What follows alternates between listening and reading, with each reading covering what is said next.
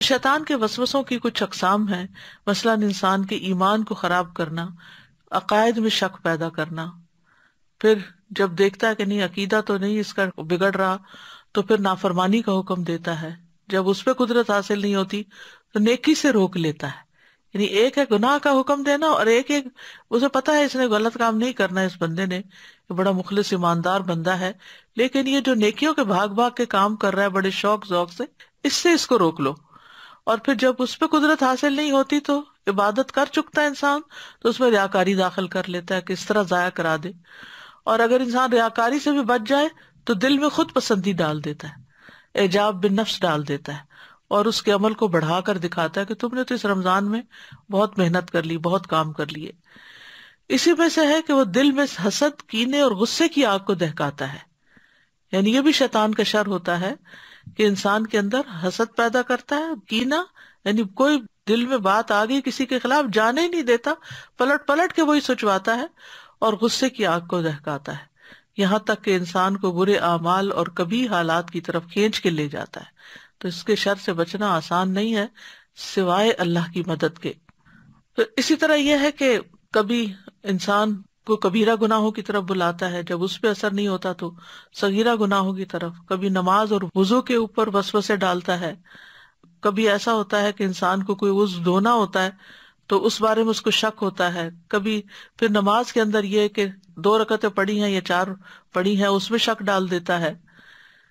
ابن تیمیہ کہتے ہیں کتاب الایمان میں کہ مومن کبھی شیطان کے ایسے کفریہ وسوسوں میں مبتلا کیا جاتا ہے جس کی وجہ سے اس کا سینہ تنگ پڑ جاتا ہے.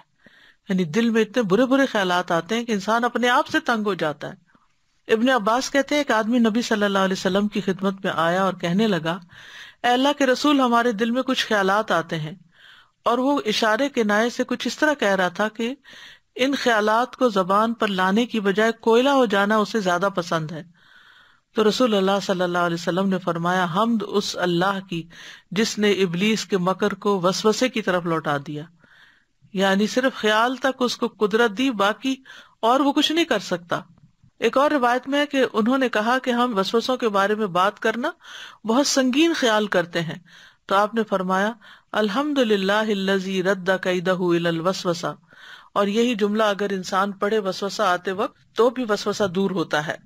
یعنی اس وسوسے کا پیدا ہونا اور انسان کے دل میں اس کی کراہیت ہونا، اس کا اس وسوسے کو دل سے دور ہٹانا، یہی خالص ایمان کی علامت ہے. جیسا کہ ایک مجاہد کی مثال ہے، اس کے پاس دشمن حملہ کرنے کے لیے آ جائے تو وہ دفاع کرتا ہے، اس کو دور ہٹاتا ہے یہاں تک کہ اس پر غالب آ جاتا ہے، اور یہ بہت بڑا جہاد ہوتا ہے.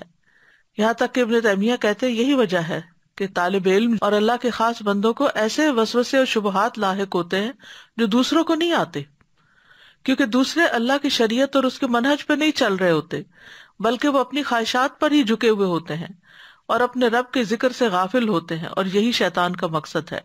ان کے برعکس وہ لوگ جو علم اور عبادت کی صورت میں اپنے رب کی طرف متوجہ ہوتے ہیں، شیطان انہی لوگوں کا دشمن ہے. یہ ان کو اللہ سے روکنا چاہتا ہے، خیر کے کام سے روکنا چاہتا ہے. اسی طرح آپ دیکھیں کہ مل جل کے کام کرنے میں کتنی برکت ہے، لیکن جو لوگ دین کا کام مل جل کر کر رہے ہوتے ہیں ان پر اور طرح کے وسوسے لا کے ڈالتا ہے.